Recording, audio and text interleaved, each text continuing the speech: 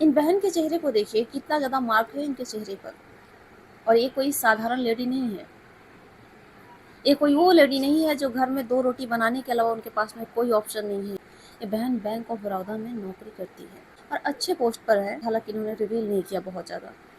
लेकिन इनकी कहानी एक बार सुन लीजिए। 10 साल पहले इनकी शादी हुई थी करनाल में। इनके पापा का कहना है हमने तो अच्छा ख़ानदान का लड़का ढूँढ कर के शादी किया।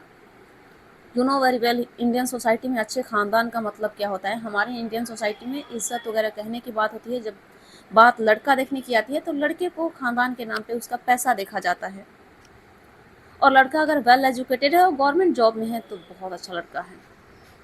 यही होता है अच्छे ख़ानदान का डेफिनेशन। उस लड़के का बिहेवियर इनके साथ में क्या, एक बच्चा होता है और उस बच्चा होने के बाद में पहले ये बच्चा करना नहीं चाह रही होती है, ज़बरदस्ती उसका पति उसे प्यार से बोल बोल करके बच्चा पैदा करता है।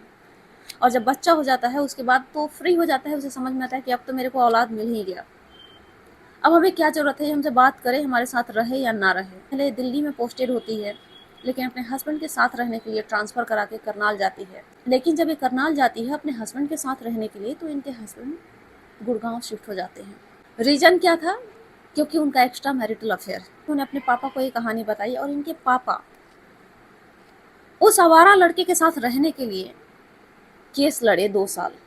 उसके बाद में ये लड़का अपने साथ उनको रखा। 2 साल तक इनको अलग कमरा दिया और उस कमरे में गेट भी लगाना अलाउड नहीं था। उस गेट लगाने के लिए इनके पापा को कोर्ट में जाना पड़ा। उससे परमिशन आया कि ये गेट लगा कर रह सकती है अपने रूम में, तब जाकर के सेफली अपने रूम में सोती थी।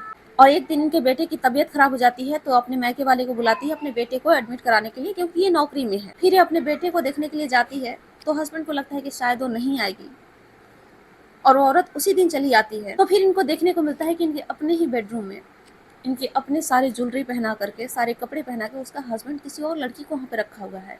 और जब उस चीज़ का ये विरोध करती है तो इनको मार मार के घर से निकाला जाता है। ये कोई अनपढ़ लड़की नहीं है, ये पढ़ी लिखी लड़कियां हैं।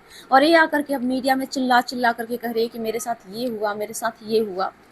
और इनके पापा ये सारी कहानियां बताई कि हमें 2 साल इसके साथ रहने के लिए लड़ना पड़ा केस। सवाल ऐसे कंडीशन में होता है कि कोई भी मर्द क्यों सुधरना चाहेगा, जब एक पढ़ी लिखी लड़की, इंडिपेंडेंट लड़की, जानते हुए कि मेरा पति कितना आवारा है, कितना कमीना है, उसके बावजूद उसके साथ में रहने को तैयार है, उसे पिट के घर से निकाली जा रही है, लेकिन फिर भी उसके साथ रहने के लिए उसी से केस लड़ना चाह रही है, तो क्यों चाहेगा कोई मर्द सुधरना?